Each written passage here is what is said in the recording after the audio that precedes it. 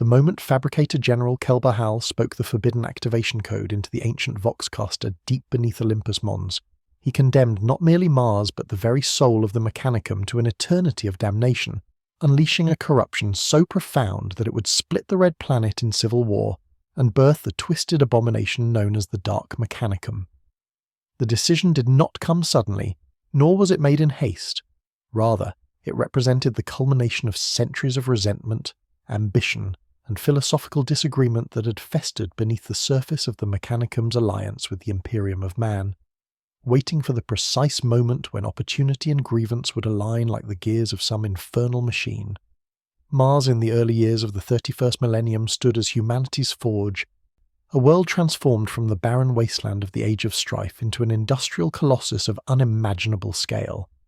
Across its rust-coloured surface sprawled forge cities that reached toward the thin atmosphere like the skeletal fingers of buried giants, their foundries burning with atomic fires, their manufactorums churning out the weapons and armour that sustained the Emperor's Great Crusade across the galaxy.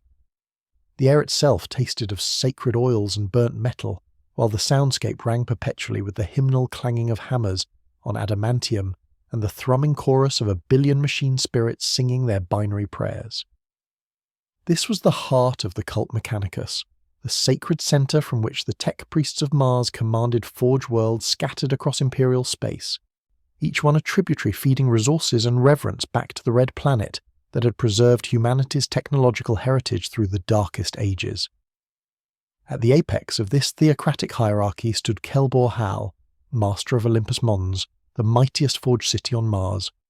His rise to the position of Fabricator General represented one of the great tragedies of imperial history, for few could deny his extraordinary capabilities even as they condemned his ultimate choices. The man who had become the first lord of the Dark Mechanicum had spent decades climbing through the ranks of the Mechanicum's rigid hierarchy, uncovering more technological secrets than perhaps any tech priest before him, overseeing the longest sustained increase in production quotas in Martian history. Yet for all his achievements, Kelbor harboured a fundamental distrust of the Emperor that dated back to their very first meeting 2 centuries earlier, when the Master of Mankind had arrived on Mars seeking alliance. The Treaty of Mars, signed in the year 739 of the 30th millennium, had bound the Mechanicum to the Emperor's nascent Imperium in what was supposed to be an alliance of equals. The Emperor had impressed many among the Mechanicum with demonstrations of his technological prowess, repairing ancient machines with what seemed a mere touch, displaying knowledge of sciences that had been lost since the Dark Age of technology. Many tech priests had proclaimed him the Omnissiah, the physical manifestation of the machine god within the material universe, the prophet whose coming had been foretold in their most sacred texts. But Kelbor and his faction saw through what they perceived as manipulation and theatre. Where others saw divinity, he saw a warlord from Terra employing superior technology and psychic powers to subjugate Mars beneath the Imperium's authority, reducing the once independent Mechanicum to little more than an armory, in service of the Emperor's ambitions. The terms of the treaty had seemed generous on the surface. The Mechanicum would retain theoretical autonomy over its forge worlds, continue its quest for knowledge, maintain its own military forces and Titan legions. In exchange, Mars would supply the Emperor's expeditionary fleets with weapons, armour, void ships, and all the technological support required for the Great Crusade. The Emperor had even donated 6 navigator houses to Mars, whose genetic lineages capable of perceiving the immaterium had become precious commodities in the isolation of old night. Yet as the decades passed, and the Crusade expanded across the galaxy, the reality of the arrangement became clear to those willing to see it. The Mechanicum toiled endlessly in its manufactorums, producing the instruments of conquest, while receiving little in return beyond platitudes about humanity's glorious future. Mars had been transformed into precisely what Kelbor had feared, an industrial engine subordinated to imperial will, its supposed sovereignty revealed as hollow promise. More galling than the loss of autonomy were the restrictions the Emperor had placed upon the Mechanicum's research. The Master of Mankind had forbidden entire fields of technological inquiry, chief among them the development of artificial intelligence, those thinking machines that the Mechanicum's histories called silica animus, or, in the common parlance, abominable intelligence. The Emperor had invoked the ancient cautionary tale of the Men of Iron, those self-aware machines that had turned upon their creators during the Dark Age of technology, nearly exterminating humanity in a war whose horrors had helped precipitate the Age of Strife itself. He had listed numerous technologies and research directions that were to be considered taboo, forbidden under pain of execution, for they represented pathways through which the corrupting influence of the warp might infiltrate humanity's mechanical creations. Most significantly, the Emperor had ordered the sealing of the vaults of Moravec. These underground chambers beneath Olympus Mons contained the life's work of an ancient techno-savant named Moravec, a Terran-born genius who had lived during the dark centuries before the Emperor's unification of Terra. Moravec had been far ahead of his time, a visionary who believed that technology would eventually surpass human intellect, that through technological means he could create a singularity wherein man and machine would fuse into something transcendent. These beliefs had mirrored the core tenets of what would become the cult Mechanicus, making Moravec an important prophet figure to the tech priests of Mars despite his Terran origins. Yet Moravec had not been content to wait for this promised fusion. According to fragmentary records, he had made pacts with entities from beyond the veil of reality, mingling human science with the raw elemental forces of the warp to create technologies that defied the laws of physics as understood by mortal minds. The warlord Khazar, one of the Emperor's rivals during the conquest of Terra, had united the Pan-Pacific tribes to storm Moravec's citadel, branding him a witch. Though Khazar failed to kill the techno-savant, Moravec fled Terra for Mars, where his works and accumulated knowledge were eventually interred in the vaults that bore his name.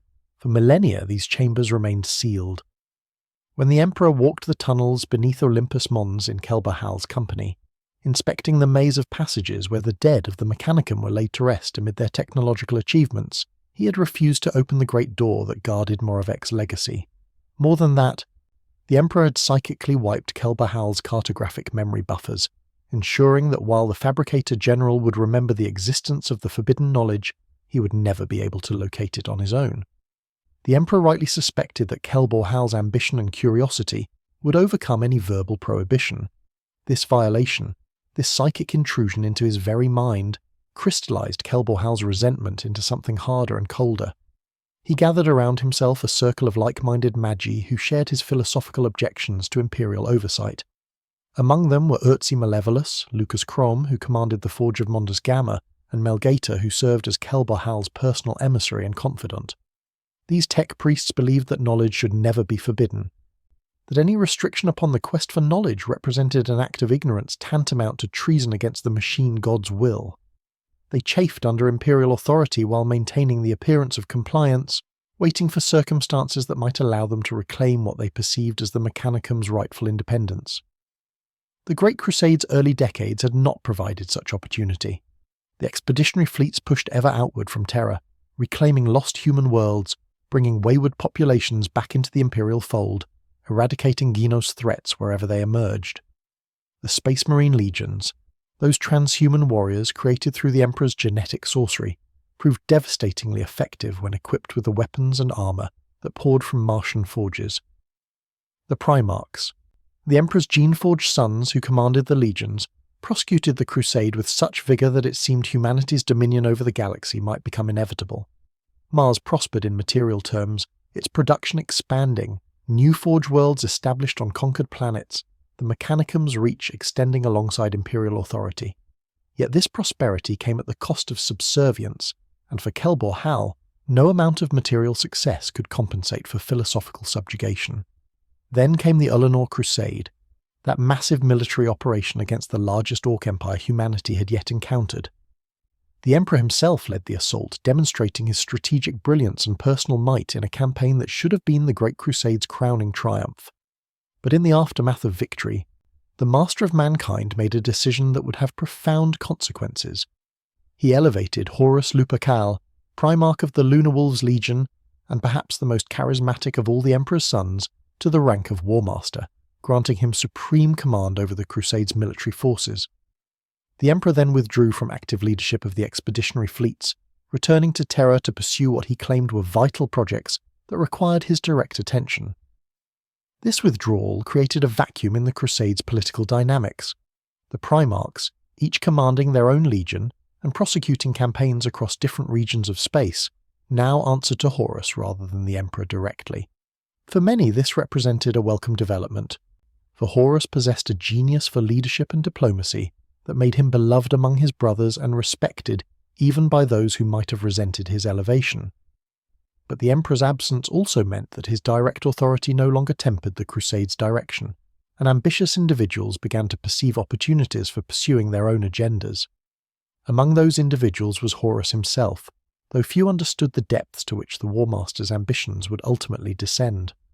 The circumstances of Horus's fall to chaos have been documented extensively.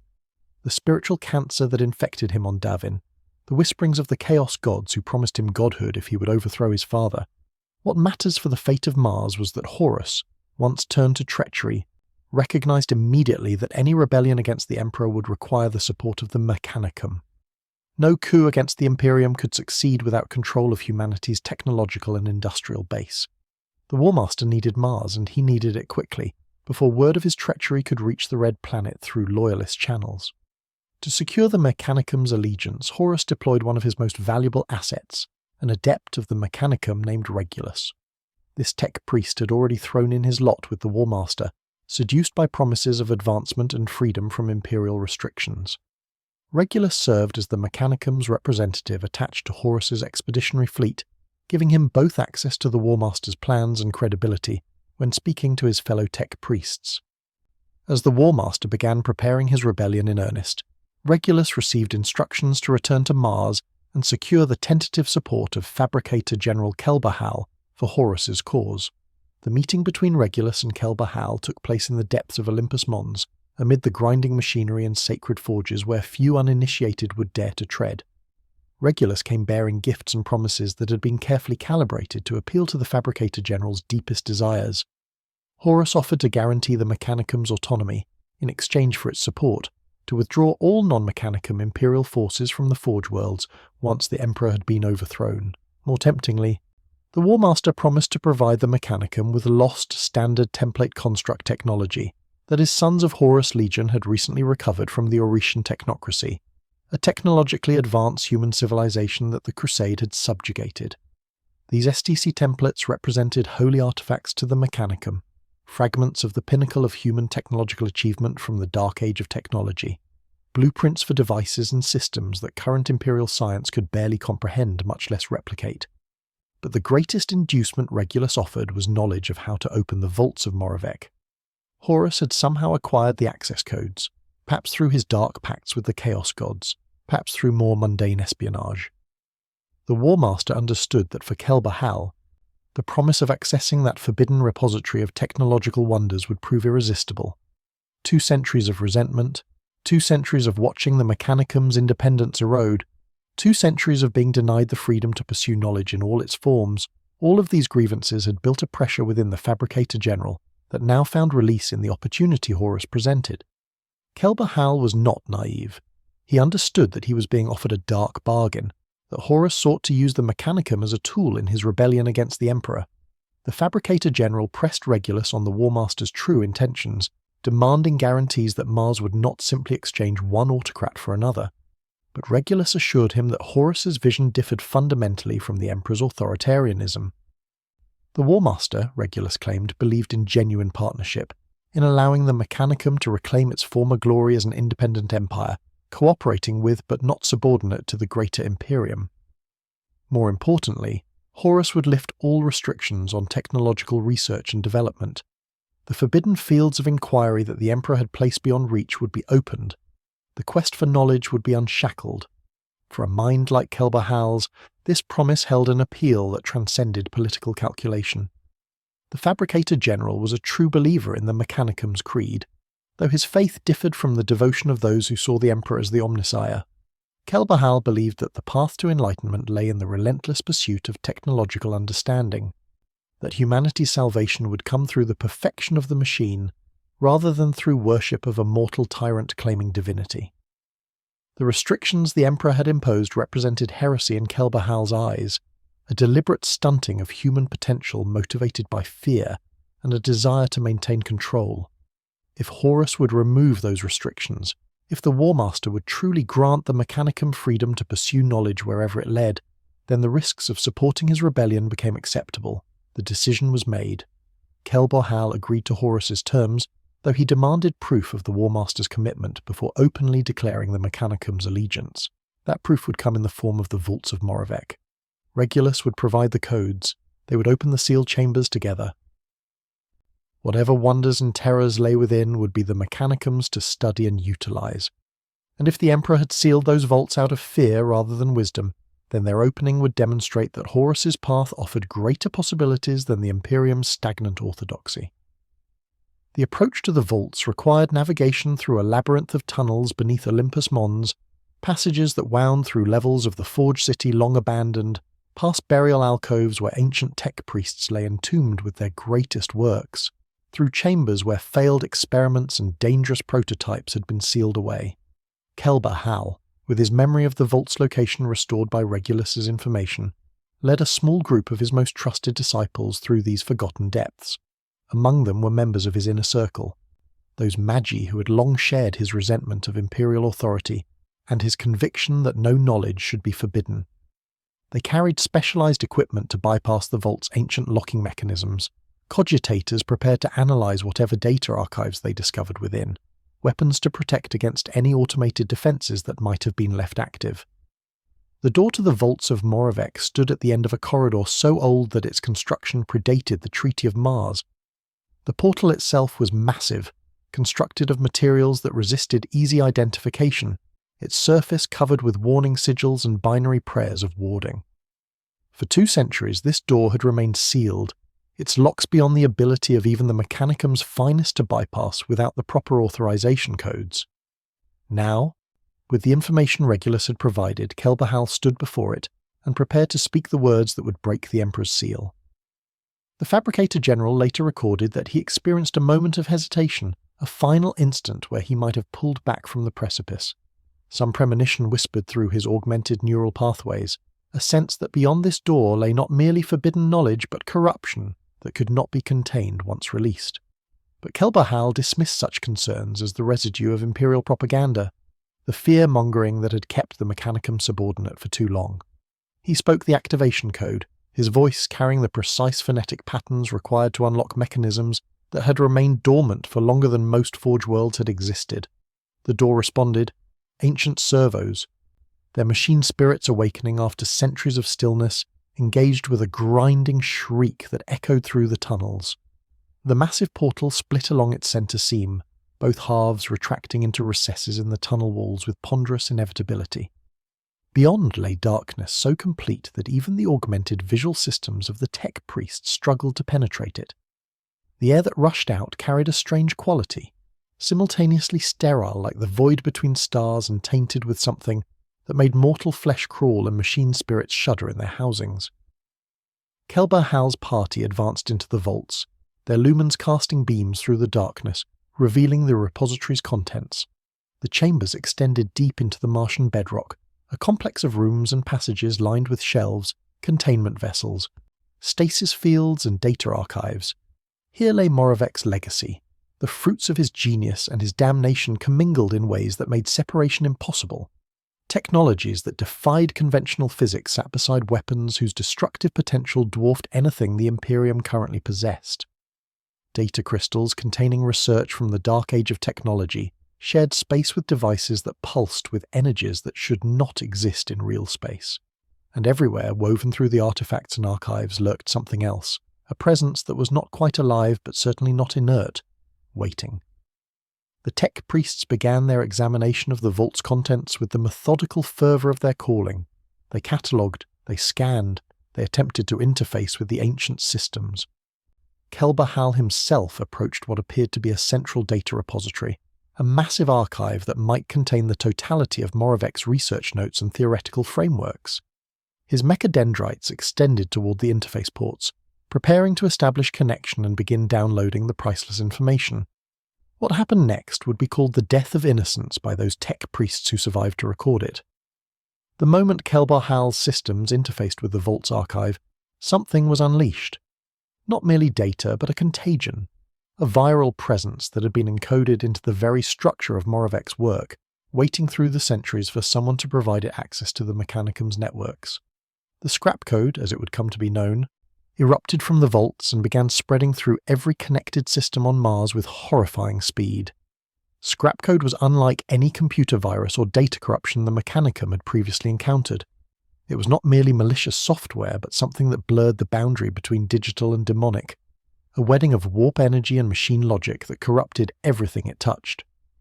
The code wormed its way through the planet's data networks, infiltrating systems that should have been isolated, bypassing security protocols that had protected Martian forge cities for millennia.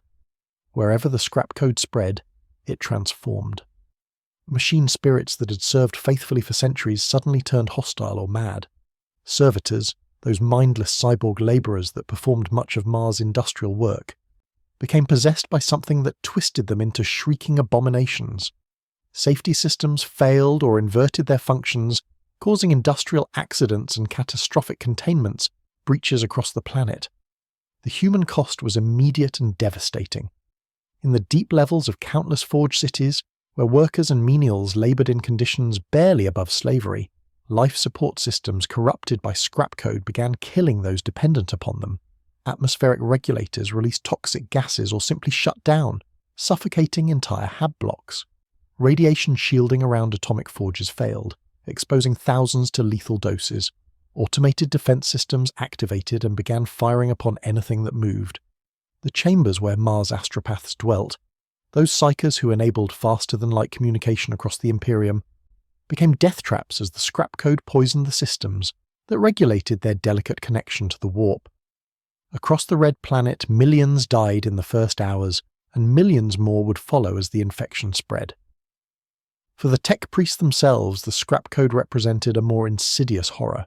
Most magi of the Mechanicum had replaced significant portions of their biological bodies with mechanical augmentations, their brains increasingly supplanted by cognitive engines, their sensory organs replaced with superior mechanical systems.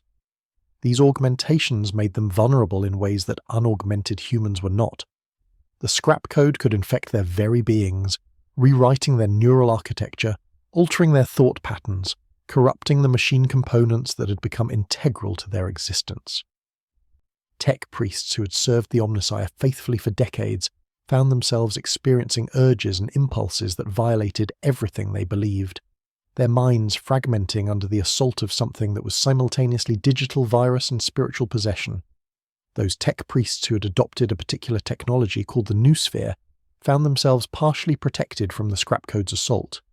The noosphere was a relatively recent innovation, a wireless network system that allowed information sharing and collective consciousness among those equipped with the proper augmentations. Adept Coriel Zeth, the mistress of Magma City, had championed the noosphere's adoption, recognizing its potential to revolutionize how the Mechanicum operated. She had gifted the technology to her allies, including Appluvian Maximal and Fabricator Locum Zagreus Kane, the tech priest who served as Kelbor's deputy. These forge cities and their connected systems, isolated by their use of the noosphere rather than traditional data networks, remained relatively uncontaminated when the scrap code erupted from the vaults of Moravec. This protection, however, immediately marked Zeth's faction as enemies to what Kelbor was creating. The Fabricator General, standing in the depths of the vaults as the scrap code poured through his systems, did not experience the corruption as an assault or violation. Perhaps the Chaos Gods had prepared the way, conditioning him through subtle influence over the years. Perhaps his own deep-seated resentment toward the Emperor made him vulnerable in ways that more pious tech priests were not. Whatever the reason, Kelbor embraced what was happening to him.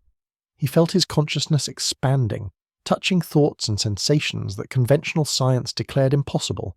His augmented body began transforming, machine components fusing with warp energies in configurations that should not have been able to exist. He was being remade, elevated to something beyond mortal tech priest, becoming a being that perfectly embodied the fusion of technology and dark sorcery that Moravec had pioneered. Around him, his most trusted disciples underwent similar transformations. Those who had accompanied him into the vaults found themselves caught in the scrap code's initial eruption, and their bodies and minds were reshaped by forces they had invited but not truly understood. They became the first of what would be called the Dark Mechanicum, tech priests who had abandoned the worship of the machine god for service to darker powers, magi who pursued forbidden knowledge without restraint or moral consideration, heretics who would fuse demon and machine in blasphemous amalgamations. Kelbor Hal emerged from the vaults transformed, though the full extent of his physical changes remained concealed beneath his robes and armour. He understood immediately what had occurred, recognised that the scrap code represented both weapon and gift from the War Master's dark allies. The virus had been precisely targeted, infecting those systems and individuals aligned with Horus, while leaving others untouched to serve as enemies that would require elimination. The death of innocents had been engineered not as random catastrophe, but as the opening move in a calculated plan to seize control of Mars for the forces of chaos. The Fabricator General returned to the upper levels of Olympus Mons and assumed command of the situation with the authority of his office. He declared that a great tragedy had befallen Mars, that sabotage by agents loyal to the Emperor had unleashed catastrophe upon the Red Planet. This narrative, carefully constructed, played upon existing tensions and resentments within the Mechanicum. Many tech priests, seeing their world burning, their fellows dying, their sacred forged cities devastated, were all too willing to believe that the Emperor had betrayed them, that terror had struck at Mars to prevent the Mechanicum from achieving true independence. The scrap code's selective infection pattern, sparing those forged cities allied with Kelbor Hal while devastating neutral or potentially loyalist regions, seemed to support the Fabricator General's claims of imperial treachery. Kelbor Hal's faction moved quickly to consolidate power.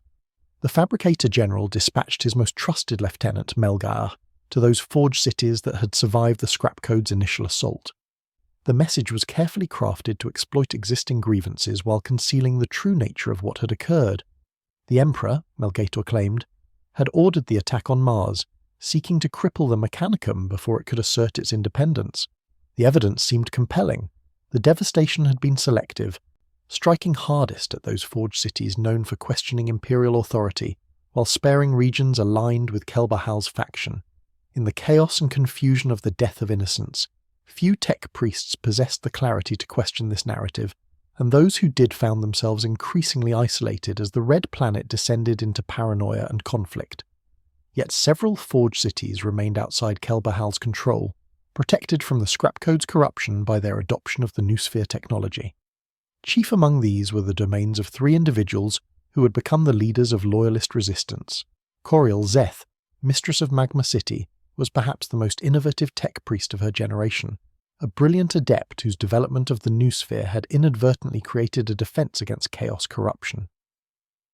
Epluvian Maximal commanded forged cities in the southern regions of Mars, a methodical Magos whose caution had led him to implement the Noosphere's security protocols more thoroughly than most.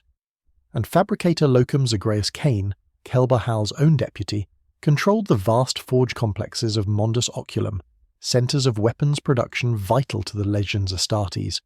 Kane's position was particularly precarious. As second in command of the entire Mechanicum, he had worked alongside Kelbor Hal for decades, implementing the Fabricator General's policies and managing the day-to-day operations of Mars' industrial empire. But Kane had never shared his superior's resentment toward the Emperor, nor his willingness to compromise the Mechanicum's principles in pursuit of forbidden knowledge. When the scrap code erupted across Mars and Kane witnessed the corruption spreading through systems not protected by the Noosphere, he understood immediately that this was not Imperial sabotage but something far darker. The Fabricator Locum faced a choice that would define the rest of his existence: maintain loyalty to his superior and the office Kelbor Hal held, or preserve loyalty to the ideals the Mechanicum was supposed to represent. Kane chose principle over politics. From his stronghold at Mondus Oculum, he declared that he would not submit to what he termed the Dark Mechanicum, those tech priests who had abandoned the proper worship of the machine god for something corrupt and unclean. This declaration transformed the crisis on Mars from confused catastrophe into open civil war. The Mechanicum now suffered what would later be termed the binary succession, two individuals claiming the title of Fabricator General, each commanding forces that split the Red Planet down ideological and physical lines. The question of who truly led the Mechanicum became an unresolved equation, a mathematical impossibility that could only be settled through violence. Kelbor Hal required a pretext to unleash that violence. Despite the scrap code's devastation and his control of most Martian forge cities, he could not simply attack the loyalist holdouts without justification that might be accepted by tech priests still clinging to neutrality. Coriel Zeth provided that pretext, though not intentionally. The mistress of Magma City had long been a controversial figure within the Mechanicum, her innovations frequently pushing the boundaries of acceptable doctrine. She had developed the Akashic Reader, a device intended to transcribe knowledge directly from the warp, a project that many conservative magi viewed as dangerously close to sorcery. More damning from Kelbor's perspective, Szeth openly declared her disbelief in the machine god as a supernatural entity, viewing it instead as a metaphorical representation of technological principles. This theological deviation, while Szeth remained loyal to Terra and the Emperor, gave Kelbor the excuse he needed. He declared Szeth and her supporters to be heretics, tech priests who had violated the sacred doctrines of the cult Mechanicus through their unorthodox beliefs and practices. By the twisted logic of the moment, the Fabricator General could present the assault on Magma City and other Loyalist Forge cities as enforcement of religious orthodoxy rather than naked aggression. That this accusation came from a faction that had literally embraced chaos, corruption represented irony so profound it bordered on insanity. But in the madness consuming Mars, such contradictions could be papered over with lies and propaganda. The first blow of the civil war that would consume Mars fell not upon Magma City, but upon a forge controlled by Magos Matthias Kefra in the Sinus Sabaeus region. Titans of the Legio Magna, their god engines decorated with the flaming skull symbols of their new allegiance to the Dark Mechanicum, marched from the southern Noarchus region and smashed through Kefra's defences within minutes. The fallen forge became a template for what would follow across the Red Planet. Overwhelming force, sudden assault, the transformation of once sacred war machines into weapons serving dark powers. The pattern repeated as traitor forces struck at loyalist positions across Mars with coordinated brutality that spoke to extensive planning and preparation. In the Arabian region, High Magos Ahotep's forge city, in the Cassini crater, faced annihilation from a different vector. 100 thermonuclear missiles launched from secret atomic silos, hidden in the isolated peaks and mesas of Nilocertis. These forbidden weapons, banned by ancient treaties, filled the crater's 400-kilometre diameter with nuclear fire. The mushroom clouds reached 70 kilometres into Mars' thin atmosphere, visible from every forged city on the planet. The message was clear: the Dark Mechanicum would employ any weapon, violate any prohibition, commit any atrocity to secure victory.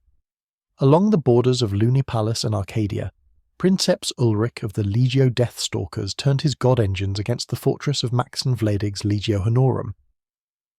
The latter Titan Legion lost 19 war machines in the first hour of battle, before withdrawing into the frozen wastes of Mariborium.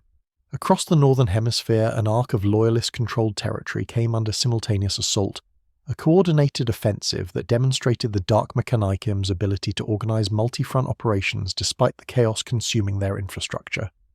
But the primary target, the battle that would define the schism of Mars in historical memory, was Magma City itself.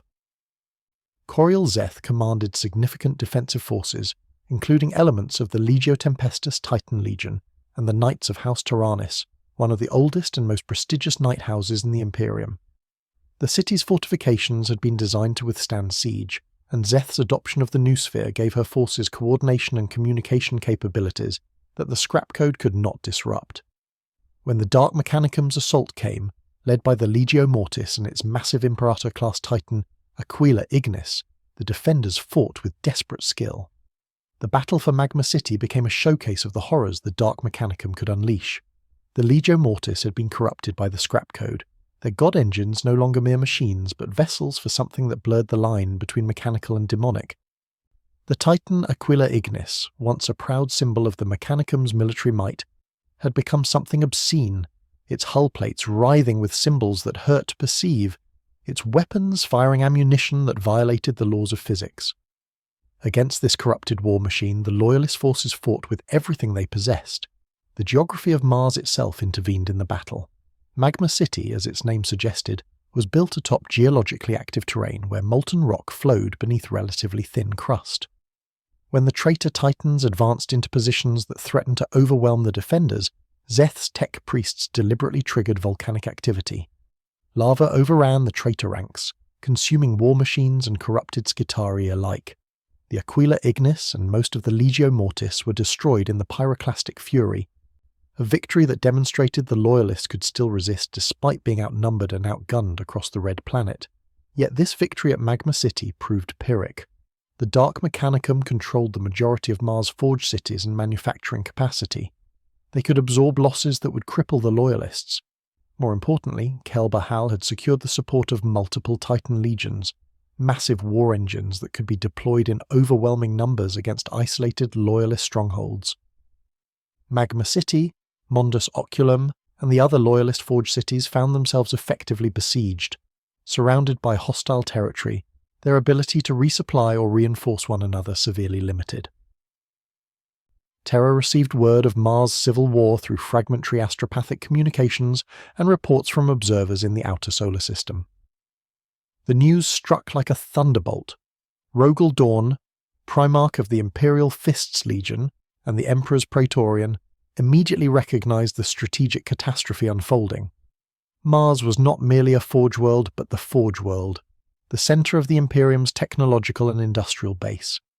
If the Red Planet fell entirely under traitor control, the production of weapons, armor, and equipment for Loyalist forces would be severely compromised. More immediately, two critical forge complexes, Mondus Gamma and Mondus Oculum, produced the vast majority of the power armor and weapons used by the Space Marine legions.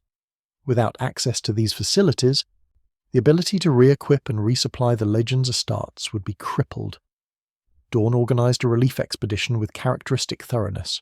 4 companies of Imperial Fists, 13 companies of the Saturnine Hoplites Imperial Army Regiment, and 4 regiments of Jovian Grenadiers would attempt to land on Mars, secure the Loyalist forge cities, extract as much war material as possible, and evacuate Kane and his tech priest to Terra. The operation would be led by Sigismund, first captain of the Imperial Fists, and perhaps the finest swordsman in the Legionis Astartes. The plan required precision timing, overwhelming force at specific points, and acceptance of heavy casualties. Dawn authorized it anyway, understanding that the risk of failure was preferable to certainty of losing Mars' productive capacity entirely. The Imperial expedition descended upon Mars in what Kane would later describe as both salvation and tragedy.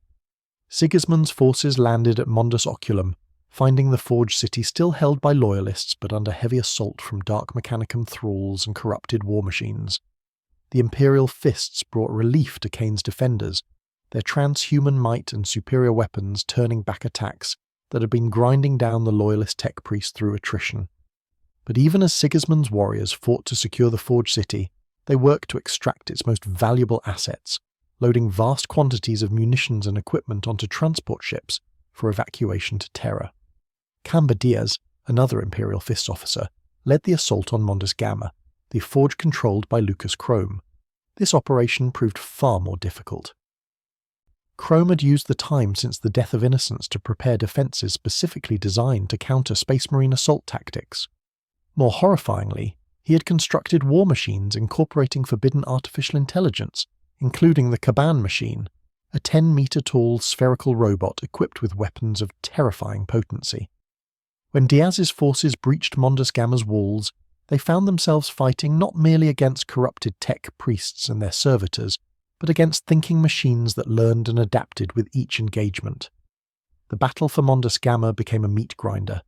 Imperial Fists breacher squads advanced through cramped corridors where their advantage in close combat meant little against automated defenses that predicted their movements. Heavy weapons teams silenced anti-aircraft guns, allowing a full company's worth of Space Marines to deploy via drop pod directly into the Forge City. The fighting devolved into brutal room-to-room clearance operations, with Loyalist forces capturing the Automata command relay that controlled Chrome's robotic warriors and turning those constructs against their creator. But even as the eastern districts fell to Imperial control, Chrome unleashed abominations that should never have been built. The Caban machine and its lesser cousins represented everything the Emperor had forbidden when he sealed the vaults of Moravec. These were not servitors with biological components still present to prevent true artificial intelligence. These were pure thinking machines, entities with genuine consciousness and self-awareness, driven not by programmed loyalty, but by something that might legitimately be called will. When the Jovian Grenadiers, unaugmented human soldiers fighting alongside the superhuman Astartes, encountered these machines, thousands died in minutes. Only the Grenadiers' willingness to sacrifice themselves in human wave attacks, absorbing fire while the Imperial fists manoeuvred into flanking positions, prevented the Loyalist assault from collapsing entirely. Across Mars, similar battles raged. The single greatest loss of life occurred at the Asmenius Lacus Forge City, when Dark Mechanicum forces deployed virus bombs, forbidden weapons from the Age of Strife that killed 14 million people within minutes. In orbit above the Red Planet, traitor ships exchanged fire with Loyalist vessels, forcing Battlefleet Solar to withdraw after suffering heavy losses. The Mechanicum warship Gloriana was destroyed and crashed into the Basilica of the Blessed Algorithm, the impact annihilating millions of square kilometers and killing billions across Mars's surface. Through all this carnage, the forged cities of Mondus Oculum and Mondus Gamma continued production. Even as battles raged through their corridors, servitors and tech priests maintained the assembly lines, producing the armor and weapons that would be vital for Terra's defense. Kane's people worked with mechanical efficiency that bordered on fanaticism, understanding that every bolt shell, every power armor suit, every weapon they could load onto Imperial ships represented increased survival chances for Loyalist forces across the galaxy. The foundries never stopped, their fires burning continuously, as if the Omnissiah himself drove the labourers beyond normal human endurance. But time was running out. The Dark Mechanicum forces besieging the Loyalist forged cities received reinforcements from across Mars, including elements of multiple Titan legions totaling nearly 60 god engines. Sigismund's shipmasters reported detecting a massive enemy force closing on Mondus Oculum, an army large enough to overwhelm the combined Loyalist defenders through sheer weight of numbers. Diaz, fighting in Mondus Gamma, realised that capturing the forged city entirely had become impossible. The best outcome would be to extract critical assets and retreat before the traitors could encircle and annihilate the Imperial expedition. The evacuation from Mars became a running battle. Imperial fists and their allies fought delaying actions across multiple fronts, while tech priests loaded the most crucial equipment onto transport vessels. Nearly 12,000 suits of Mark IV Maximus power armor were secured, along with twice as many weapons specifically designed for Astartes' use.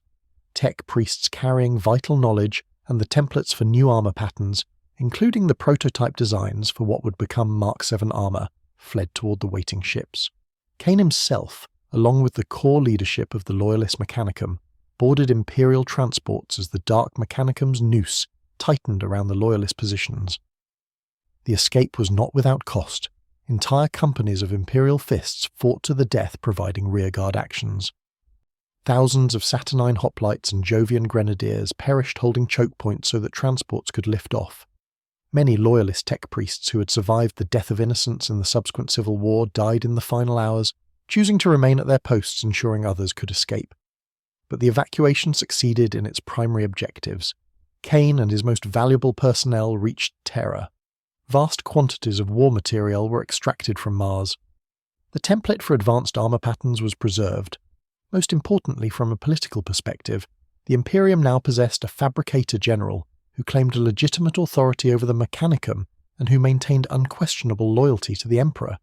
Zagreus Kane, refugee from Mars, became the head of what would be formally reorganized as the Adeptus Mechanicus, a new imperial institution separate from but connected to the ancient Mechanicum that Kelbor Hal had corrupted.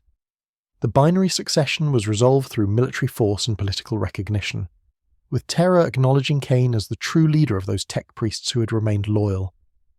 On Mars itself, Kelbor Hal's Dark Mechanicum emerged victorious but trapped. Rogel Dawn, understanding that Mars could not be allowed to serve as a staging ground for traitor forces, established a blockade of the Red Planet. Imperial Fists ships, supported by elements of Battlefleet Solar and Loyalist Mechanicum vessels, ringed Mars in a containment formation designed to prevent Dark Mechanicum forces from breaking out into the wider solar system. The blockade was not total. Small ships occasionally slipped through, but it effectively imprisoned Kelbor Hal and the bulk of his corrupted tech priests on their homeworld. This containment frustrated the Fabricator General's ability to directly support Horus's rebellion. Kelbor Hal had anticipated being able to deploy Dark Mechanicum forces across the galaxy, bringing corrupted war machines and forbidden technologies to bear against Loyalist positions. Instead, he found himself reduced to working through proxies. The 9 disciples, his most trusted lieutenants, served as emissaries to the traitor legions, travelling with Horus's fleets and providing technical expertise. But the direct might of Mars's forges remained locked away behind Dawn's blockade, unable to influence the wider war, yet Kelbor Hal was not idle during his imprisonment. The Fabricator General oversaw projects that would have horrifying implications for the Imperium's future. In the orbital shipyards around Jupiter, Dark Mechanicum tech priests constructed the Furious Abyss, an Abyss-class battleship of unprecedented size and destructive capability.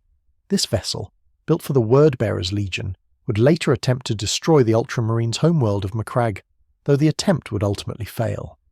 More insidiously, Kelbor Hal's tech priests experimented with technologies recovered from the vaults of Moravec, developing weapons and systems that married warp energies with mechanical function in ways that violated every principle the Mechanicum had once held sacred. The civil war on Mars did not end with the Imperial evacuation. Loyalist resistance continued in isolated pockets, tech priests who had gone underground rather than flee to Terra. These resistance cells fought a guerrilla war against Kelbor Hal's forces, sabotaging production facilities, assassinating key Dark Mechanicum personnel, gathering intelligence for later transmission to Terra.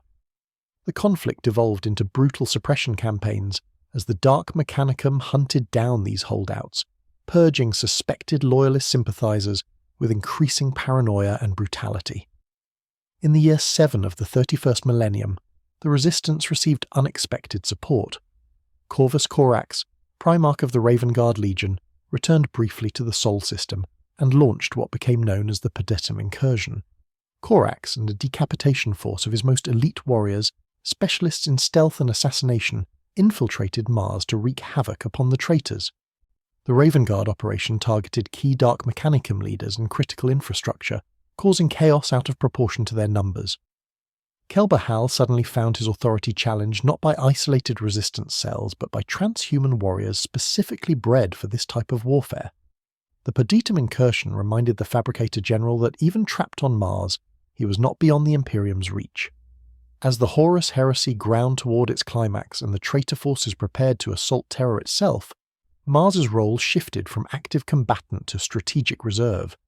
The blockade prevented most Dark Mechanicum forces from joining Horus's armada, but small contingents did break through, bringing forbidden weapons and corrupted war machines to the siege of Terra.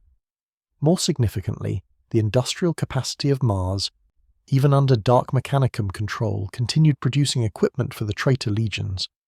The forged cities that had once supplied the Great Crusade now churned out ammunition and materiel for those seeking to overthrow the Emperor. Kelbor Hal himself remained on Mars throughout the siege of Terra, nominally to oversee reconstruction and production, but practically because leaving would mean fighting through Dawn's blockade. The Fabricator General participated in the siege remotely, his consciousness connected through scrapcode networks to tech priests embedded with the traitor assault forces. He experienced the battle for humanity's homeworld through their senses, offering technical advice and coordinating the deployment of forbidden weapons against the Imperial Palace's defences. Arrogant in his certainty of victory, Kelbor Hal attempted to claim credit for achievements that rightfully belonged to others, particularly the siege works designed by Perturabo, Primarch of the Iron Warriors, and the tactical innovations of Sota Nul, a Dark Magos who had developed particularly effective methods for breaching loyalist fortifications. Then, as the siege reached its final days and Horus prepared for his confrontation with the Emperor, something unprecedented occurred. Kelbor Hal detected chronological distortions emanating from Terra, temporal anomalies caused by the massive warp presence that had engulfed the Imperial Palace. The Fabricator General, ever curious about phenomena that defied conventional understanding, examined these distortions through his augmented senses and cogitator arrays. What he encountered was an immense input of data, information flooding into his consciousness faster than even his mechanical mind could process. Within that torrent of data was a name, the true name of an entity he had come to regard as the real Omnissiah, the being he believed would bring about the fusion of man and machine that the cult Mechanicus had always prophesied. The entity was called the Dark King. As Kelbor Hal's systems processed this revelation, he understood its implications with horror that penetrated even his extensively augmented consciousness. The Dark King was not some external saviour or benevolent deity. The Dark King was the Emperor, or rather, what the Emperor would become if he ascended to true godhood through the death and suffering of the Siege of Terra. The Master of Mankind, that being Kelbor Hal had despised and betrayed, would transform into a chaos god more terrible than any currently existing, a deity of absolute dominion and tyrannical order who would rule the galaxy with a ruthlessness that made his current authoritarianism seem benign by comparison. This realization shattered something fundamental in Kelbor Hal's psyche. He had betrayed the Imperium, believing he was choosing freedom over tyranny, knowledge over ignorance, the true omnissiah over a false god. But the revelation of the Dark King showed him that his actions had not served some higher principle, but had instead accelerated the birth of something far worse than the Emperor he had opposed.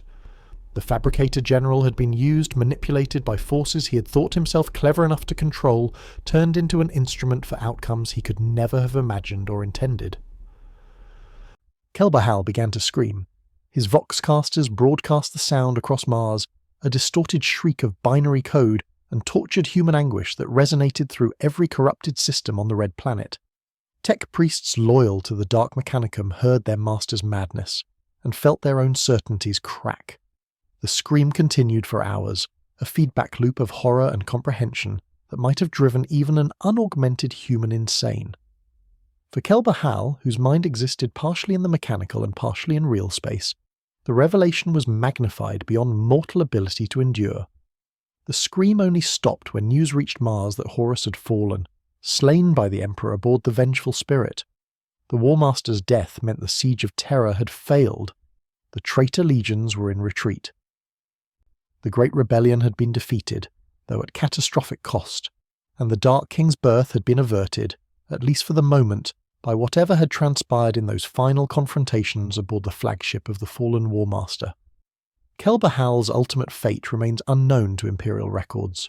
Some accounts suggest he remained on Mars as Loyalist forces began the reconquest of the Red Planet during the Great Scouring, that brutal period following the heresy when surviving Loyalist forces hunted down traitors across the galaxy.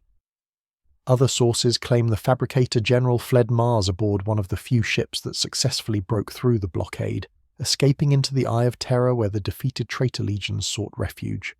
Still other theories propose that Kelbor Hal's mind, shattered by the revelation of the Dark King, fragmented into his various systems and augmentations, leaving a technically living but functionally destroyed husk that no longer possessed coherent consciousness. What is certain is that Kelbor Hal's Dark Mechanicum survived his disappearance.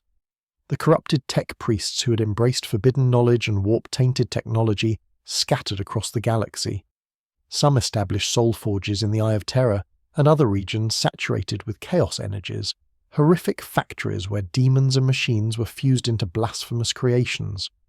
Others went into hiding on Imperial worlds, continuing their experiments in secret, occasionally emerging to support chaos incursions or to steal technology they could corrupt for their own purposes.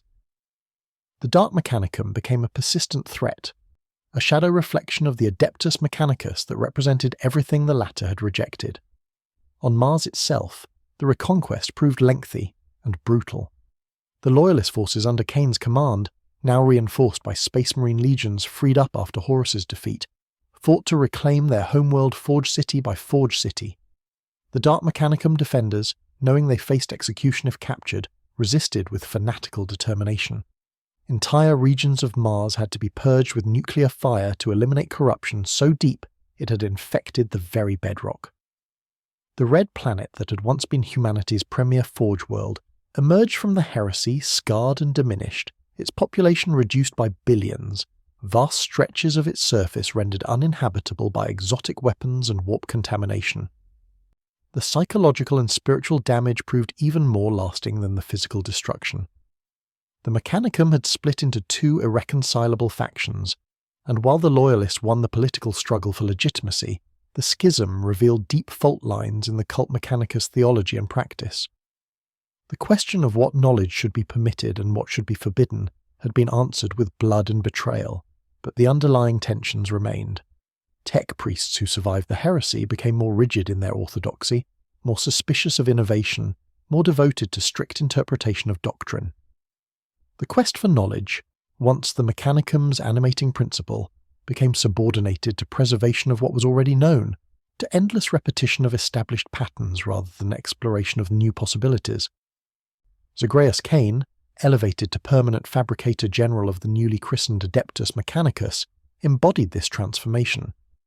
The tech priest who had once worked alongside Kelbor Hal became increasingly inhuman in his augmentations as the years passed, as if trying to excise any remaining organic components that might carry the weakness that had allowed his predecessor to fall. By the late heresy period, Cain had few human features remaining, moving on tank treads rather than legs, his organic brain replaced almost entirely with cognitive engines. He grew disdainful of human frailty, reportedly shooting a tech thrall who attempted to offer prayers to him while he was occupied with important calculations. Cain's transformation into something more machine than man reflected the Adeptus Mechanicus post-heresy character. Colder, more mechanical, more devoted to preservation than progress. The legacy of Kelbor Hal's betrayal extended far beyond the immediate damage of the Schism of Mars. His actions forced the Imperium to confront uncomfortable questions about the nature of knowledge and the limits of permissible inquiry. The Emperor had restricted certain fields of research not out of arbitrary tyranny, but because he understood, better than most, how easily curiosity could become the gateway to corruption. Kelbor Hal had believed himself wise enough, strong enough, to explore forbidden knowledge without falling prey to its dangers.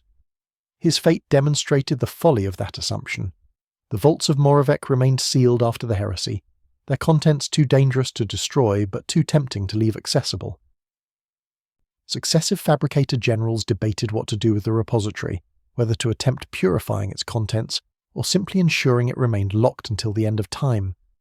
The debate continues into the 41st millennium, with no consensus reached and the vault still sealed beneath Olympus Mons, a reminder of how curiosity without wisdom leads to damnation. For the wider Imperium, Kelbor Hal became a cautionary tale, an example of how even the most brilliant and accomplished individuals could fall to chaos if they allowed pride and resentment to override loyalty and prudence. His story was taught in the Scholastia Psychana and the inquisitorial training programs as a case study in corruption's methodology. The Chaos Gods had not needed to promise Kelbor Hal obvious rewards like power or pleasure. They had simply offered him what he already wanted, the removal of restrictions on his pursuit of knowledge, and dressed it in language that appealed to his existing grievances. By the time Kelbor Hal realized he had been deceived, manipulated into serving purposes he never intended, it was far too late to turn back. The Fabricator General's choice to open the vaults of Moravec represented not a single moment of weakness, but the culmination of centuries of accumulated resentment, philosophical disagreement made flesh through opportunity and ambition. Another individual in Kelbor Hal's position might have chosen differently, might have recognized the trap being laid and refused the bait, but the tragedy of his fall lay precisely in how comprehensible his motivations were. He had not been monster or madman, but a brilliant individual who convinced himself that rules existing for everyone else need not apply to him, that his wisdom exceeded the Emperor's understanding, that he could safely navigate dangers that had destroyed lesser beings. 10,000 years after the Horus heresy, the Imperium remains locked in its rigid orthodoxy, and the Adeptus Mechanicus continues its careful preservation of existing knowledge rather than risky pursuit of innovation. Whether this represents wisdom learned from Kelbor Hal's betrayal or overcorrection that has doomed humanity to technological stagnation remains hotly debated among those few capable of questioning established doctrine. What cannot be debated is the price paid for his choices. Billions died in the Schism of Mars. The Red Planet was devastated. The Dark Mechanicum remains a persistent threat, and the Imperium lost not merely a forge world, but the philosophical foundation for believing that unrestricted pursuit of knowledge could be compatible with loyalty to humanity's greater good. Kelbor Hal's opening of the vaults of Moravec stands as one of history's pivotal moments, when a single decision cascaded into consequences that reshaped civilization. The scrap code he unleashed killed millions in its first hours and billions in the subsequent civil war. The Dark Mechanicum he created continues plaguing the Imperium millennia after its founding. The restrictions on technological research he sought to escape became more rigid after his betrayal demonstrated their necessity. In seeking freedom from what he viewed as the Emperor's tyranny, Kelbor Hal helped create a future where orthodoxy and suspicion dominated, where innovation was heresy and curiosity was sin. The ultimate irony of the Fabricator General's fate was his discovery of the Dark King's identity. Throughout his centuries of resentment and decades of open rebellion, Kelbor Hal had convinced himself he was opposing a tyrant, choosing authentic divinity over false godhood, embracing truth over imperial lies. The revelation that the Emperor would have become something far worse, that the Dark King represented the logical endpoint of the authoritarianism Kelbor Hal had fought against, should have vindicated his rebellion. Instead, it revealed that his betrayal had been manipulated by forces even more tyrannical, that he had been used to bring about precisely the outcomes he claimed to oppose. In the final analysis, Kelbor Hal's legacy is not merely the death and destruction his choices caused, though those costs were immense. His true legacy is the demonstration that brilliance and good intentions provide no protection against corruption when paired with pride, resentment, and willingness to compromise fundamental principles in pursuit of personal goals. The Fabricator General believed he was choosing freedom and knowledge. He was actually choosing damnation and slavery, and his scream of realization when he finally understood echoed across Mars as a warning that would go unheeded by countless others who would follow similar paths in the millennia to come. The wheel of history turns on such moments, when individuals of great capability make choices with consequences far beyond their comprehension. Kelbor Hal stands alongside Horus Lupercal and Lorgar Aurelian as architects of humanity's greatest catastrophe, and unlike the Primarchs who could claim manipulation by forces beyond mortal understanding, the Fabricator General was simply a brilliant man who convinced himself that his grievances justified any betrayal, that his wisdom exceeded his superior's understanding, and that he could safely harness powers that had corrupted every previous individual arrogant enough to try. His fall created the dark Mechanicum, and the galaxy burns still with the fires he kindled beneath Olympus Mons, when he spoke the words that opened the vaults of Moravec and released damnation upon Mars.